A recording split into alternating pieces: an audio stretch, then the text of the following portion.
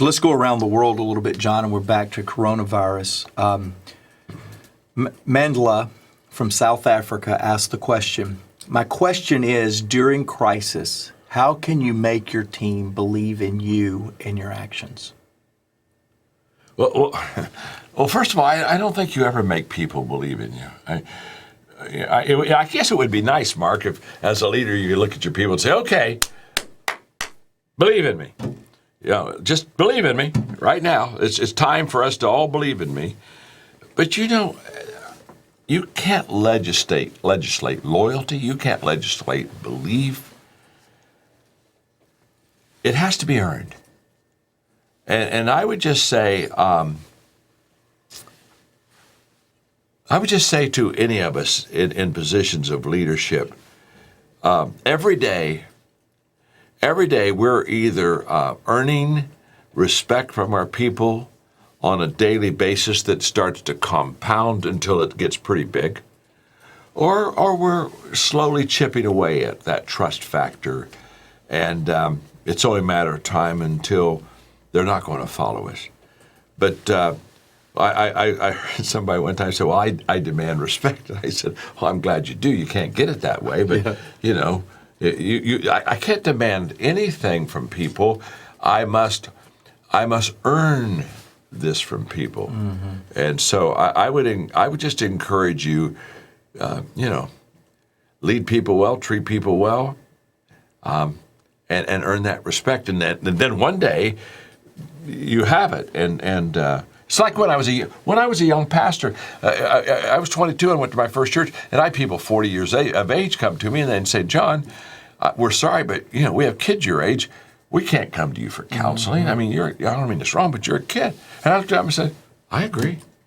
In fact, I wouldn't even go to myself for counseling. Okay, I'm not qualified to do that for you right now. I think so many times we try to position ourselves for acceptance instead of position ourselves for growth. And I would just encourage you, just grow and develop yourself. Hey, if you get better, everyone will recognize it and no one will have to call your attention to it. And if you don't get better, everybody will realize that too. Yeah. One of our faculty members, not only on the John Maxwell Team certified that we told you about last hour, we have a mentorship program of women and men that John has mentored. It's a great program. It's an incredible program. Christian Simpson, who actually mentors on the Maxwell method of coaching, he made an interesting statement yesterday in an event that he was doing. He was talking about joint mentorship, and he said, I know it's hard at this time to invest in yourself. It's hard to make that commitment, but John Maxwell teaches everything worthwhile is uphill. It's an uphill moment for some of us to invest in ourselves. But he said, hey, I'm not going to ask you to trust me. I'm not going to ask you that. I'm going to ask you to test me. I love that. I did too. That's a good distinction. It's a great statement. He said, we don't know how to trust right now. So find somebody that you believe has something that can help you and test them. And then trust will happen after that. I like that. I did too. And by the way, let me say this. The person that can be trusted is willing to be tested. Mm-hmm. That's right. If somebody said, well, no, I don't want you to just trust me on face value. You sit there and say, no. Yeah. No, let's test you first. I like that. I do too. Way to go, Christian. So let's go to... Good faculty. Yes, exactly right. So let's go to Gabe, who's in Milan, Italy. And let me say this to those of you that are watching from Italy. Our hearts go out to you. Yeah. And it goes out to all of us. Some of us have a business crisis that is impacted by the health crisis. And then some areas of our world has a health crisis that could care less about a business crisis. And wherever you are, you're being impacted by this crisis. But when I saw this question, Gabe, from you, in Milan, Italy. We have team members there. We have friends there. We have some of our nonprofit partners that are there. And our heart goes out to you. And it goes out to all of you again. But I just wanted to give a shout out. They're getting hit hard. They are. Well, I mean, it's like even in America, my understanding is 10 counties in America have over half of the people infected with the virus. Yeah. Well, that's a very little part of America, but that's ground zero right there. It is. So Gabe asked this question about how would you take people who don't know much about leadership on a journey And where would you start with them? They don't understand leadership, so how do you get started with them? Well, it's going to take a long while. Okay, let's start right there. There's no quick hit on leadership lessons that turn you. And the reason it takes a long time to develop leaders is because you have to develop leaders by practicing leadership.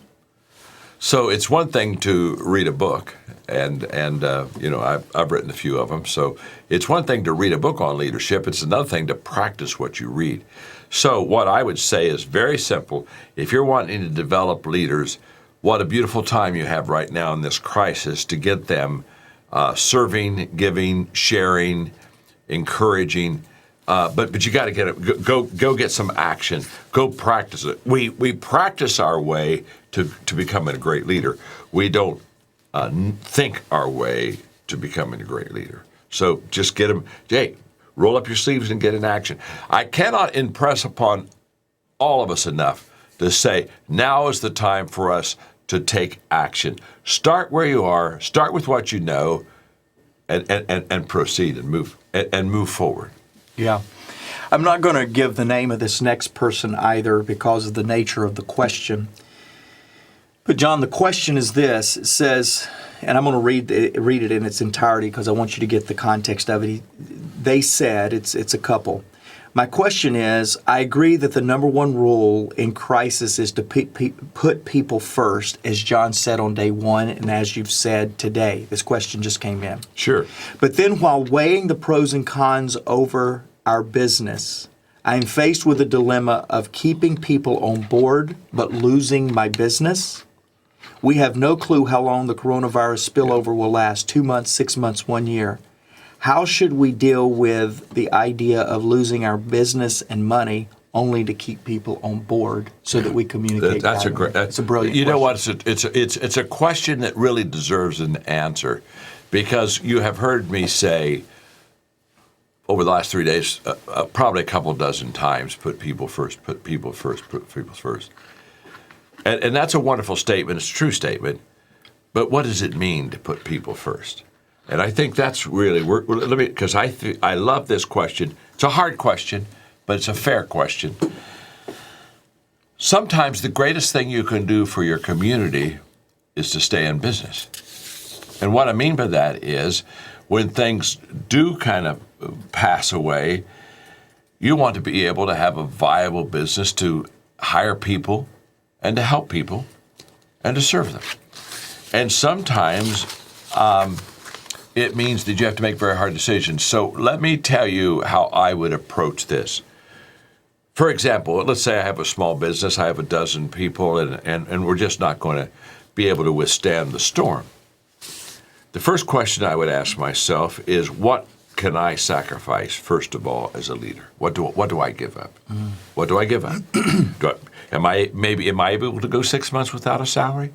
Am I able to trim down my lifestyle? What am I going to give up? And so I figure out what I'm going to give up, okay? And then I go to my people and I just share with them, now look, this is a very difficult time for us, and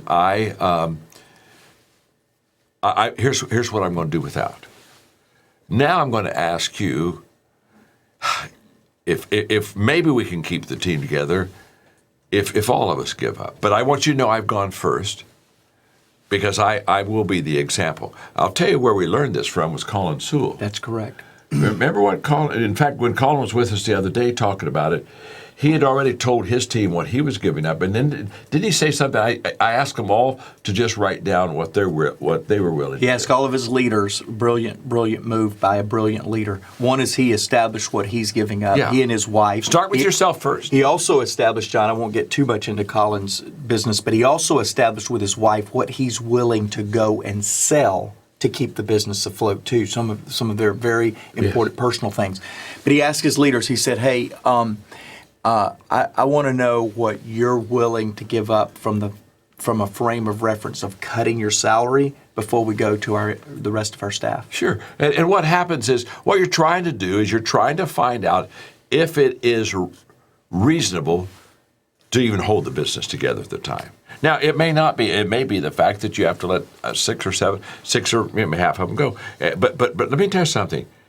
you should never ask people to sacrifice or give up until you have led the way.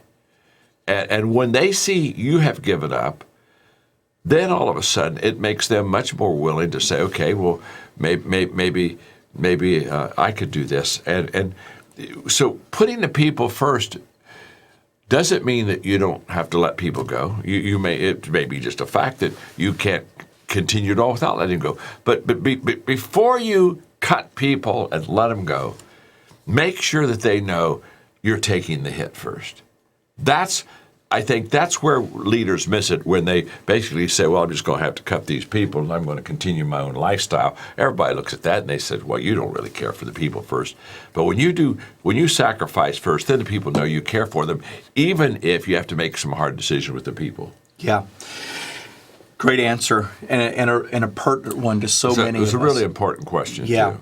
Let's go to a question from Tricia Salzer. She just sent in this question. She said, many of us are working from home in isolated situations right now.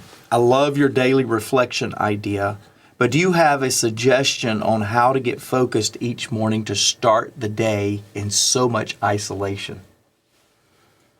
Well, yeah, I do have an answer for that because I do it myself. I'm an early riser. This morning I was up about 5:15, 5:20, something like that. And when I arise early, I basically by myself do three things. I first of all check in with God, okay, and I'm a person of faith, so you can eliminate that from your life if you want to. And I don't have long devotions or something like that in the morning because I'm a very much of a morning person. So I'm not saying I'm spending an hour with him, but I'm spending a few minutes sharing with him. I love him and I want to serve him well and I want to hear his voice. Just some basic things. The second thing I do when I get up in the morning is I ask myself, okay, what's the most important thing I can do for the team? Not for myself, but for the team. So this week, every day I've gotten up and I've worked on stuff that we're doing now here because we're trying to move this ball forward. So it's not about what's the most important thing or what's the thing I want to do first. It's kind of like, how can I help Mark lift the load? How can I add value in that whole process? Then the third thing that I do after I check those two things off is what do I need to accomplish for myself that's going to help move my ball forward. But those are just three things, and it's just a simple discipline. It's not difficult. But here's what I find: when you're kind of alone, you can do all those things. Nobody's going to come in and interfere with you or distract you from it. Yeah. So that's kind of my game plan. It doesn't have to be your game plan, but I do that every morning. It's just very simple, and I get on track as quickly as I can because all's well that begins well. Here's what I believe. I believe people do a huge disservice to themselves when they're slow in the mornings of moving, because I just happen to believe a person has a huge advantage over others if they get up early and start their work early. I just believe that you get in front of other people that start 2 hours later. Can I tell you, to be honest with you, they're never going to catch up. They're good people, but they won't catch up. So those morning hours are pretty precious to me. Yeah, and let me say this, Tricia. We said this in the last hour. We're 90 minutes, 100 minutes actually into this session. But we mentioned this last session. You might have missed it, Tricia, or you might have some new people come in. Another thing that John has just spent the last 2 to 3 days doing is creating these, what did you call these moments that you just recorded? Oh, statements of strength? Statements of strengths. He and his team have put together some ideas on how to take the next 60 days and to start your day with a statement of strength. Start with that. Yeah, we're going to deliver that through our Minute with Maxwell program. You can go to the Minute with Maxwell program. You can get that with Lead with John, leadwithjohn.com. You can go to the johnmaxwellteam.com, or you can go to johnmaxwell.com. There's 3 ways to go get that. And I would challenge you to do that. Another thing, John, that you and I do, it's a segment kind of like this, Candid Conversations. We do weekly podcast. Oh, yes. And I would challenge you to go to johnmaxwell.com. You can go to johnmaxwellleadershippodcast.com, and you can get a podcast of John teaching. I would challenge you, Tricia, and the rest of us. This is not just a Tricia relevant answer. All of us need to increase our intake inventory in positivity. Absolutely. Listen to your favorite news channel, whichever that is. I don't have a favorite one anymore. My favorite is the off button. But you probably have a favorite intake of news.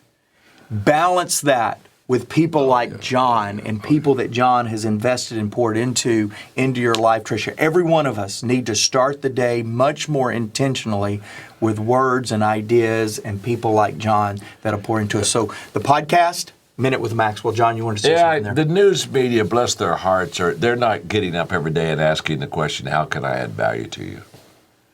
They're asking the simple question, how can I get more viewers? And they get more viewers by sensationalizing stuff. And I'm just here to tell you, you need to be giving your time to people who every moment are asking a very simple question, how can I add value to you? And this is a time to read good books.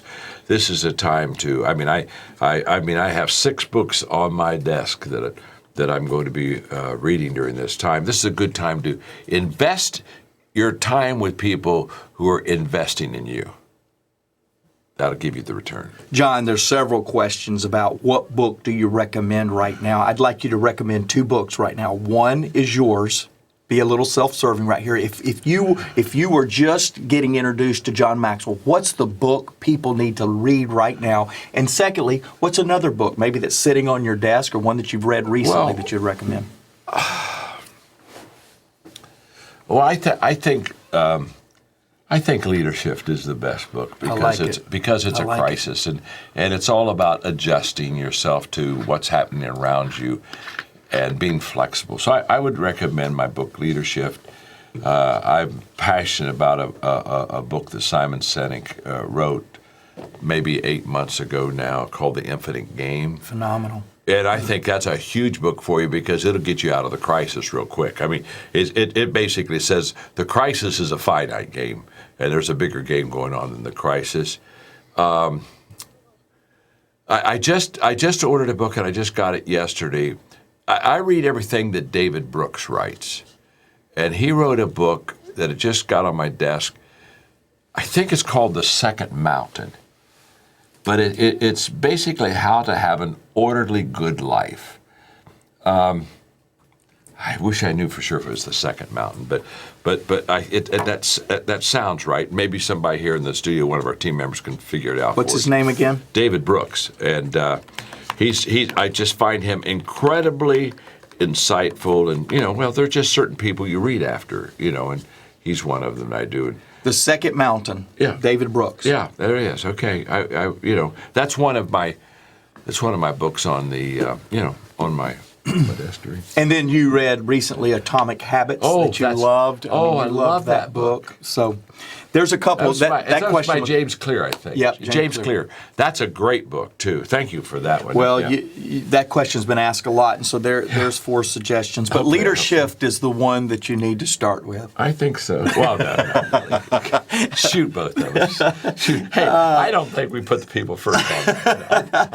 I think selfishness started to creep out of us. Maybe you're right. Hey, smack that selfishness. Hey, you got to believe in what you're doing, right? Well, I do totally believe in what I'm doing, and I am going to say truthfully again, if I had one wish for you outside of just doing really well and serving you well, I would love for many of you to really be a part of our team, John Maxwell Team. I just know because of what we've done for 33. Somebody asked me the other day, Mark said, "How did you get 33,000 members in 9 years on your John Maxwell Team?" And I said this just honestly: you have to be good. Yeah. You just have to be good. 33,000 people don't join you if you're not good, and what happens is they join and then they refer. That's right. The growth has been the fact, not in our marketing program. The greatest growth is these people become members of the team and they find out how it begins to beautifully change their life, and then they go get their friends. And so anyway. Yeah. Love to have you. So hey, we're not the only ones self-serving on this Facebook Live. I just got a question. I've got to read this because it's putting me on the spot. Mark, are you giving a book to the people whose question you ask on this live feed? Am I? The question is, Mark, John, are you giving a book to the people whose question you ask on this live feed? I love that. That's not self-serving. Not at all. So, Not at all. wait, okay, we'll give a book to that one just for. We're going to give a book to there, and we'll get to sign that as well. Am I allowed to ask that question? Who asked it? Yeah. You know what? I don't know, but they didn't give that to me. The team didn't give it to me. Well, I think that's pretty. Hey, fun. let me ask you this from Anthony Elliott. He says, my question is, I'm an introvert and a thinker. How can I be the best leader I can be in a time of crisis when oftentimes I fare better when I've had time to observe and analyze the facts and then come to a decision? Because I know in times of crisis, many times the questions need to be handled quickly and on the spot. That's a great question. I would say in this crisis, that's not as important as some, because you're exactly right. I mean, like a 9/11 crisis, bang, and the next day it's over. The ramifications are not over, but I mean, the hitting the towers are over. So I think some crises require very fast decisions, but I think in this one, somebody that would be introverted, a good thought leader, a good thinker, I think you've got a lot to add value to this, because we're not going to get out of this quickly. And so I think that anytime you have good insight about what's happening, what could be happening, I think you're going to be able to have really good influence. I think this crisis doesn't really call for fast action and fast decisions as much as some of them would. Well, and you and I talked about one of the most difficult parts of leading right now is that most leaders don't like to lead from behind. Yeah. It's counterintuitive. It doesn't even make sense. And yet many of us are leading from a step behind. We're reactive. We're responding right now because what's the world going to do? Can we even challenge our people to come into the office today? We're really leading after we hear what's going to happen, and it's a real awkward place to lead right now. Well, it is. But the more confidence you have, the less awkward you feel. Mm-hmm. Let me explain that to you. Because, we were in Israel when all this started breaking loose, and I just basically said, get all the information, but we don't have to make a decision yet. Hold your cards, look at them, and let's see what we have. And we'll make a decision, but we don't have to make a decision immediately. I think that, no one has the answer. So let's just start there. So when somebody says it's going to be 6 months, it's going to be a year, it's going to be 3 months, I don't think anybody knows the answer. I don't think we're needing anyone to know the answer now, because I don't think that's possible. I think what we are needing people to do is to be people that keep their values and have people that have a sense of calmness and security. I don't know how long it will last, but I know that we'll outlast it. That's what I know. I know that we'll come through it. And I don't know how we'll come through it, but I know we'll come through it. And I think that what people are wanting more than answers, Mark, is security, confidence, inward strength. And I think they can tell if their leader has that or not. And I think they migrate to leadership. I think one of the reasons we've had such great numbers on our conversations and talks is because I think people realize, that we're not pretending to have answers yet for them. We are telling them that we're going to make it, and we're giving it. We're giving it. There are principles that you can give in a crisis that will outlast that crisis. That's what I know. So that's a great lead into this question that I really did want to get to. Richard Curcio said, how do we as leaders compartmentalize our own concerns, fears, uncertainties, and still show strength to others in their fear and uncertainty? Who asked that, Richard? This is Richard, yes, sir. Richard, that's tough. And let me tell you why it is tough. It's a very good question. How do I start this? Compartmentalizing. Okay. I get a little concerned with the part of the question where it says, well, how do we compartmentalize our own questions or insecurities and yet lead with confidence? I don't think you do. To be honest with you, I don't think you can. I think that's fake it till you make it leadership, and I don't think fake it till you make it leadership works. Right. So I think you've got a choice. The choice I would suggest is that you don't compartmentalize your fears at all. You share them. You get a handle on them, but you go tell your people that you don't have all the answers and that you have some concerns yourself. But you see, it's one thing for me to say I have some fears or concerns and then look you right in the eye and say, but I do know this, we'll get through it. Than it is for me to say I have some fears and concerns and I have no idea if we will get through it. There's a world of difference between those two. And I think leadership is seeing things others do not see and saying things that others do not say and doing things that others do not do. And so I wouldn't try to act bold if I didn't feel bold. I wouldn't act like I have no concerns if I had concerns. I would just say I have some concerns, but let me tell you something. I have greater principles that I'm going to follow than the concerns that bother me.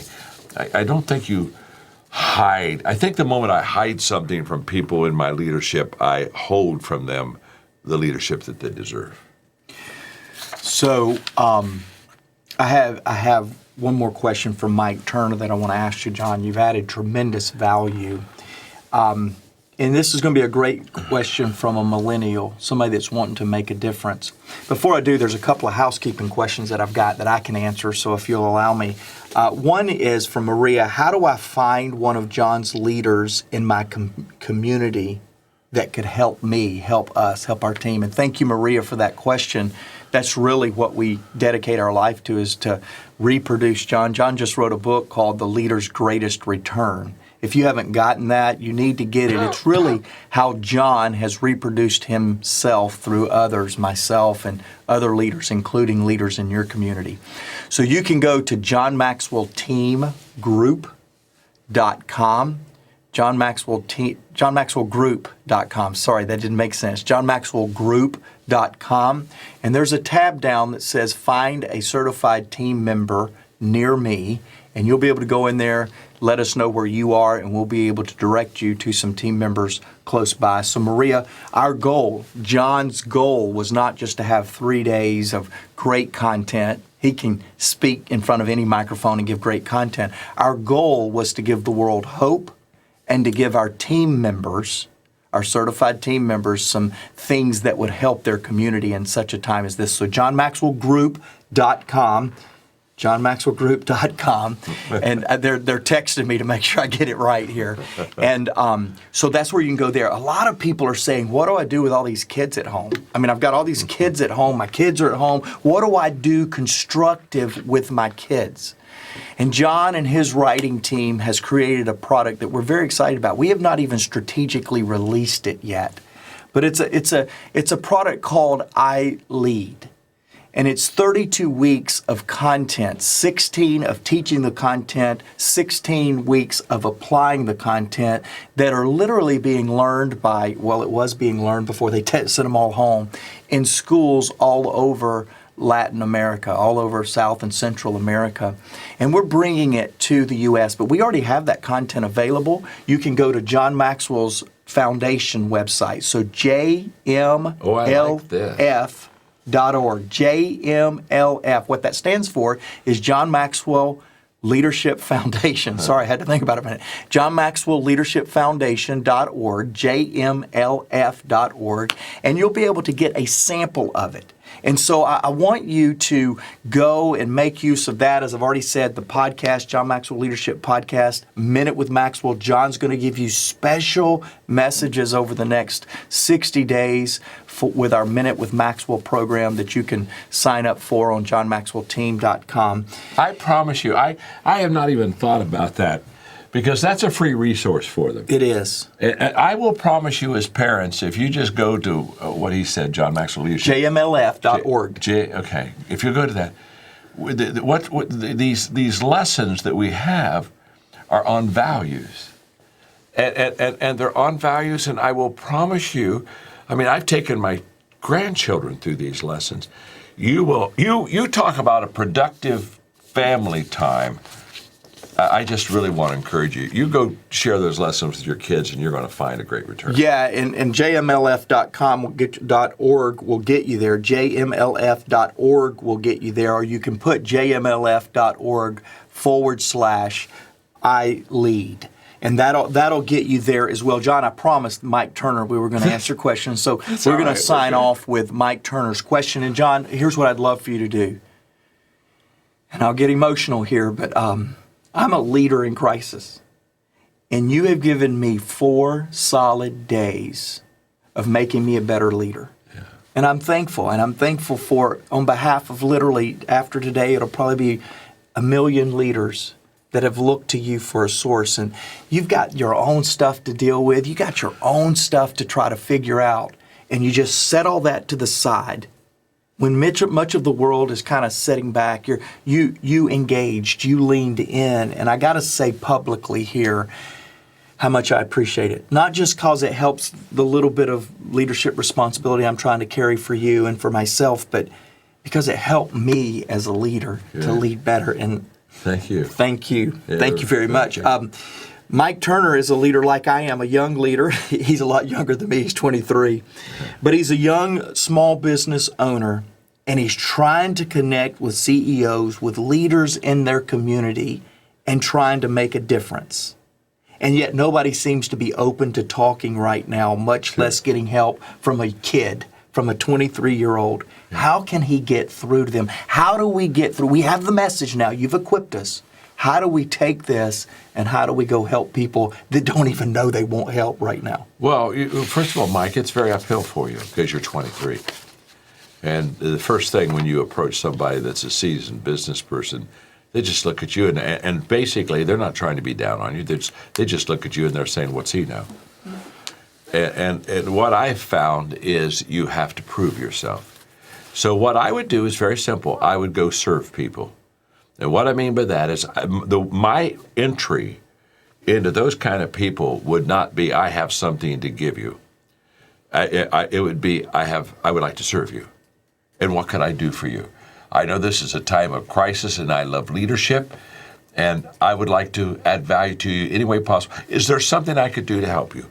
And let them give you the agenda instead of you bringing the agenda to them. To be honest with you, they don't think the agenda you're going to bring to them is anywhere connecting or pertinent to where they are. So you have to earn your way in, and you earn your way in by serving your way in. And the moment they see your heart, that I just like to serve you, like to add value to you, is there anything I can do for you? Once they see that, and if they give you something, go do it with excellence and exceed expectations, then you slowly begin to get entrance into their lives. But you don't get entrance into your life by what you bring to the table. They don't think you have anything. That you get entrance in your life by what you serve them with. Go off of forget your agenda and go to their agenda. And the moment they see that you're where they are, not where you are, then they'll begin to give you a little bit of time and a little bit of ear. Good luck. So John, 4 days. 4 days. Any final comments that you want to give? Yeah, it's been a great 4 days. I am emotionally, mentally, physically tired. Because when I leave the studio, my mind doesn't stop thinking about what could I have done better for you? How could I have helped you more? It's a huge crisis, and how can I help you? And so my mind and my spirit has just not turned off at all. And I can tell you it's been a labor of love. I've enjoyed every moment of it. And Mark, I tell you, friend, all the effort and energy we put forth has been worth it. And we are taking we're taking a lemon. Our whole world is kind of turned upside down to us, and this week for sure we've made lemonade. And I want you to do that too. And always remember, we're your friend, and we're here to serve you, and we're approachable. We're approachable. And so come to us, come to our coaches, become a part of our team. Just let's stay together. If we could just stay together a while, I think we could pretty well do something worthwhile. So I love you, and I thank you for being very kind to listen to me for the last 4 days.